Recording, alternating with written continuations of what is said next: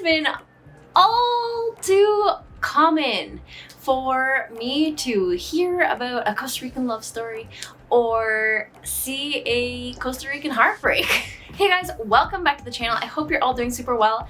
I'm Emma if you don't know me yet, and on the Emma in Costa Rica channel, we are here to talk about information, tips, and travel ideas about Costa Rica, and also the occasional lifestyle vlog of my life down here in Costa Rica as well. So if you're interested in any of that, or if you are planning an upcoming trip, feel free to subscribe to the channel and check out what else I can offer you in terms of information and planning.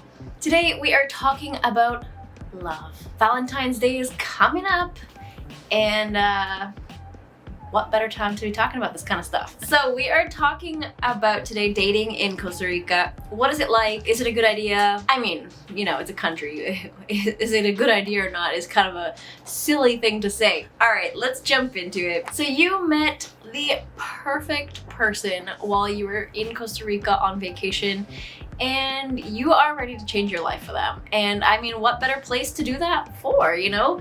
You get to move to Costa Rica, you get to like live by the beach, have a Latino lover who is just going to swoon you into a happy life.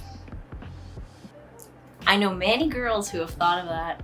Many guys do actually, but it's more common with girls that they come here and they meet a guy while they're on holiday, and he clearly does a good job of swooning. So dating in Costa Rica, it's a little bit different, but I mean, of course, anything that comes along with the culture is going to be different, right?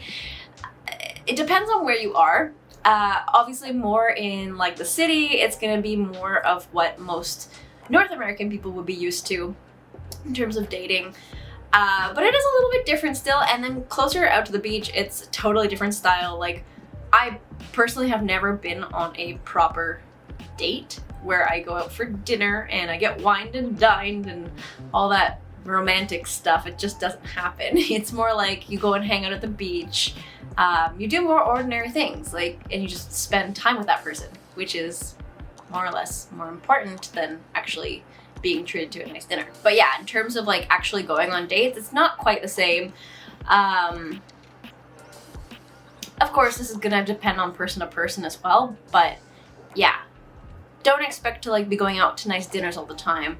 And this also could be like a thing that has to do with money a little bit. Yeah, it's more like just hanging out with that person and spending quality time together. Let's talk about trust and jealousy. This is something that is far and few, very hard to come by here.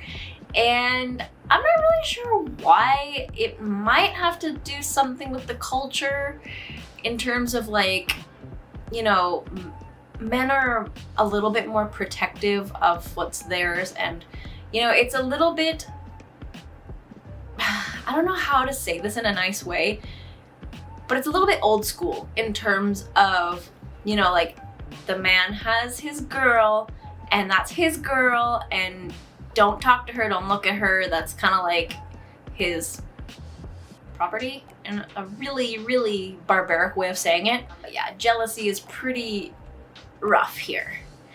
And trust obviously comes along with that, because as soon as you start talking to someone else of the opposite gender, then that your partner will start questioning that. And you know, growing up in Toronto, this is not very normal for me, although I think now day and age monogamy is not very common either. Like finding a relationship where people are actually trustworthy and like committed to each other 100%, I feel like is not very normal nowadays, which is unfortunate because I'm very much that person who believes in monogamy, and I don't like the idea of, you know, having side chicks and like, or like that side guy and stuff like that. It's just not for me. I'm very much like a home wife, housewife, home wife, kind of like, yeah, I'm very old school with that kind of stuff. So like, of course, now that we're in an age where like social media and like, you know, there's so much access to like things on the internet, yes, it does make relationships a lot more fragile because it's just so easy to jump onto the next thing or find someone that you think is more attractive than your partner, or etc, etc. or cheating. Cheating has just been made so easy nowadays, whether it's through messaging or photos, videos, whatever that might be, right? Trust is very complicated here. People are very secretive about their phones, and for me, like, that's like a big red flag. Like, as soon as someone is secretive about their phone with me, it's like, okay, you're hiding something and you're no longer a trustworthy person. And that comes along with multiple things, and it's really, really common here where, like, you'll see posts on Facebook of like, oh, your wife asks for your phone code or whatever, and what do you say to her? And then there's like the list of comments of just like, that's so disrespectful to like ask for that kind of thing, and blah blah blah, it's my phone. And it's just like, God, guys, like, this is not how relationships should be conducted, because that is like, the trust is like the vital base of a relationship. If you can't trust your partner, you should not be in a relationship. And of course, like, you know, things happen over life, and maybe, like, you know, you decide that that's okay and you're gonna live with it, but you need to get over that lack of trust at some point, right? Otherwise the relationship is just not gonna work, and you will never trust that person, and you will be constantly jealous of whoever they're talking with. As I was saying earlier, for me, like, someone from Toronto, I had guy friends, I had girlfriends, it didn't really matter as long as you're open about it. You have to be transparent. And I think there's something about transparency here that it's just like meshed into their brains now that they can't be transparent because someone's gonna get jealous, and then it revolves into a worse problem. I'm not a relationship specialist, and I'm not really sure why this happens. And I mean, obviously the base of it is because X person cannot be trusted at the end of the day because they have done something, or they are known to do something untrustworthy. Cheating is so common here. Getting to my next point, that there is something here that is actually called ganado. And this happens in both men and women, where basically the word ganado is like your group of cows in the field. And basically what they're referring to in that case is literally their playing field of all the people that they can call at any given moment to meet up with. And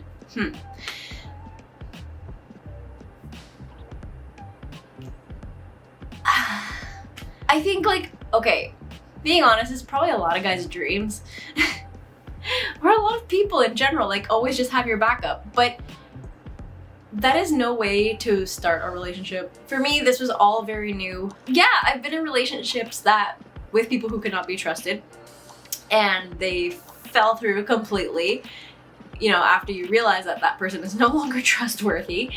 Luckily, I found someone now who I'm very happy with, and yes, there is faith. Like, there are good people in this world who will treat you with respect and everything, but a lot of people in the country will have like a list of people on their phone that they can just contact whenever they want and meet up with, and that is even when they're in relationships. Like, almost everyone has like a constant relationship. A lot of people have like their constant person, but then they've got their list of other people that they can meet up on the side, which is very horrible. And I think this all comes back to the same thing with the trust. You know, it's questionable just right from the beginning because of the nature of history and culture, and yeah. So if you're looking for a relationship that has no drama and no cheating and zero jealousy, this might not be the place for you to be looking for that. In saying that, like I said a second ago, there are people who are trustworthy. You just have to be so careful and really, like, if you're actually planning on moving to Costa Rica because you met someone, really get to know them first, because you could be changing your life for somebody who's really not worth it. And like, you will have, like, you could have your heart like absolutely torn into pieces, and it's just not worth it at the end of the day. If you can find someone who deserves you, and you deserve them, do it that way. But don't come here on vacation thinking that this is like a great idea, that you've just met like the most beautiful person in the world, and he like is so romantic, he or she is so romantic and really wants you and seems to care about you. Because a lot of the time just putting it out there, a lot of that time, that person is already in a relationship and they are now treating their person like shit to be hanging out with you.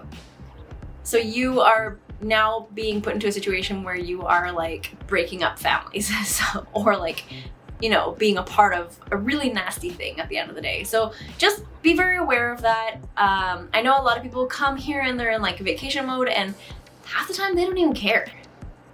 But yeah, just so you guys are aware of that. Dating apps.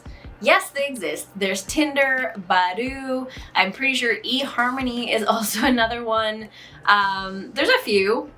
But again, these are, I mean, I think it's pretty normal nowadays that it's like, I've never personally used any of these, but I know people who've used them, and I've also heard of experiences which are pretty sketchy. For example, I have seen girls that I know get posted on, or like create accounts on Tinder where it's not really them. It's like some person, or probably like a sketchy guy, who creates that profile to get guys who are like attracted to the girl to come and meet up, and then they end up like assaulting them. So you gotta be really careful with that kind of stuff too. I wouldn't necessarily trust it, especially if you're here just on holiday, unless you're really looking for something, but you can find that somewhere else. You don't have to use applications to do that. You can go to Hako, there's lots of that, and San Jose as well. And it's mostly casual encounters, which I do believe is fairly normal in general in terms of Tinder usage. Don't expect to find love on those applications. I mean, it could happen, but just be really careful. Another thing you really want to be careful about with dating in Costa Rica is this person that you, or that seems to be pursuing you, or, you know, if you're kind of just like falling for that person all of a sudden because they treat you so well, just watch out for certain little things, because it is well known that people will try to get into relationships because of money or, you know, material items, or trying to leave Costa Rica, because a lot of people are not really in the best situations here financially, economically, and they might be looking for some sort of escape. And I'm sure I've seen it. There's a lot of guys who are older and they're excited to have something different, and they're willing to sustain someone's life for that kind of thing. But I don't recommend it because it's not authentic at all. It's very mechanical and it's not love at the end of the day. It's really not. And then also, like, I've seen so many situations where women will come down, fall in love with this fantastic guy who is now convincing them to buy properties that he's probably making a commission off of. She buys everything. He or she will buy everything. You know, all of a sudden your money's gone and now you're stuck with a deadbeat boyfriend, no money, a bunch of costs that you need to cover now. Maybe residency, maybe. But you gotta get married and it's gotta be legit. But yeah, you gotta be careful with that kind of stuff. People do use people in this world, and for them it's a huge benefit, and for you it just might not be. That will be very hurtful at the end of the day if you find out that that is happening to you. I mean, it's kind of hurtful no matter how you look at it if it doesn't work out for real love, let's say, because, you know, it's either gonna be them taking your stuff or taking advantage of you, or already having a relationship with other people or another person, you know? So it just doesn't sound pleasant in any way. Long distance is not gonna happen, guys. I didn't say this, but I've heard it be said multiple times by multiple people, locals. You can't have a long distance relationship that's actually going to function that is not an open relationship, because the Ticos are well known to have needs, and they will not likely wait for you. Just being honest with that. Yeah, I think that's all I really need to say is they will call you, they will be lovey, they will contact you, all that stuff, but the intimate part of the relationship, they will not likely be be able to wait for you for a long period of time. So just be ready for that. Just another point of falling in love and not being able to be here physically is it's not gonna be something that's easy. Plus, you could end up wasting a lot of your time focusing all your energy onto that one person while they're out focusing their energy on multiple people, right? So that's just not fair. So is it actually possible? Yes, it is possible to be with and date a Costa Rican person as a foreigner and find love. You can truly find love. Yes, you can. I did. I'm very happy with my life and my relationship. Luis is a wonderful person, and I've got some big news to share with you guys, but I'm not going to share it yet, so that will come out in the following weeks. Yeah, you just have to work really hard. Don't take things too seriously. I mean, yes, take things seriously, but if it's like really dramatic or like bad jealousy, hopefully you can arrive to a point of agreement where, you know, you're both adults at this point, hopefully, so it shouldn't be so difficult. There will be a little more drama, yes. So some of the benefits of being in a relationship with a tico is that they're very family oriented, very protective, very kind, very loving, very, what's the word, like, affectionate. And if you're from a different country, it's a new way to experience life. They can show you cultural things, they can show you different places, things that you've never seen before. The amount of recipes that Luis has taught me is incredible, and I often share those with you guys. So for me, that's great. Like, and I love to cook. And now, like, you know, I mostly cook Costa Rican based meals, and I love it. It's so delicious. We meet new people all the time. It's an amazing way to make new friends, especially local friends. Well, it's really, it's a door opener because it allows you to experience Costa Rica the way it's meant to be experienced, and not just as a foreigner living or visiting the country, Costa Rica. So I'm very appreciative of my relationship. I'm very happy with my relationship. And like I said, I hope you guys can find something similar to what I have. Best of luck to you all. Also, like, if you are trying to meet someone, like really, the best thing I would recommend to you is just get out there. I feel like most of the people I have met over the years has mainly been due to work situations or somewhere that I go more frequently. I think that's kind of the best way to meet people, because if you're gonna be going to bars and trying to meet people, it's going to come off, well, it could come off more as something like, you know, meet up for that.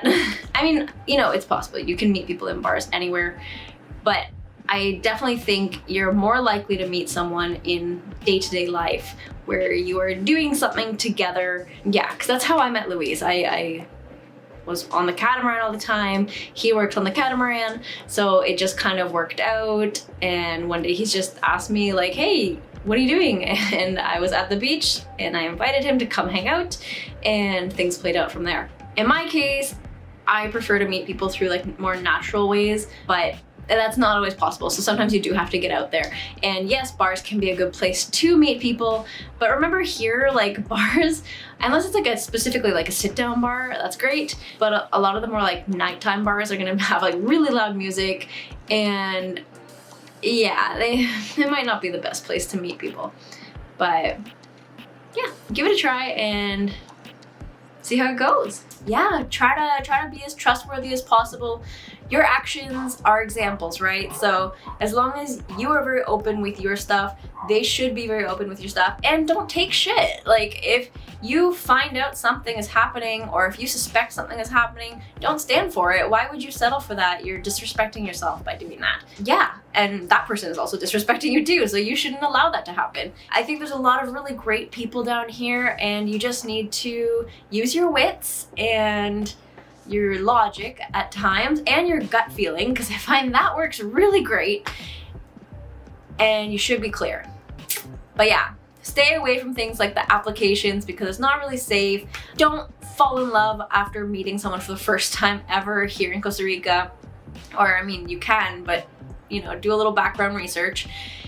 And good luck. Good luck trying to find a partner in life, because I find that that's a very difficult thing to do nowadays. And I only wish you guys the best. And if you have any advice or any comments about this, please do leave it down in the comments section below so that me and everyone else can read it and hopefully gain some information from it. Anyways, guys, thank you so much for watching the video. As I mentioned, if you have any questions or any advice or comments that you want to leave down below so that I and everyone else can see and read them. Anyway, if you like the video, give it a thumbs up, and I will see you guys real soon. Thanks, guys. Bye!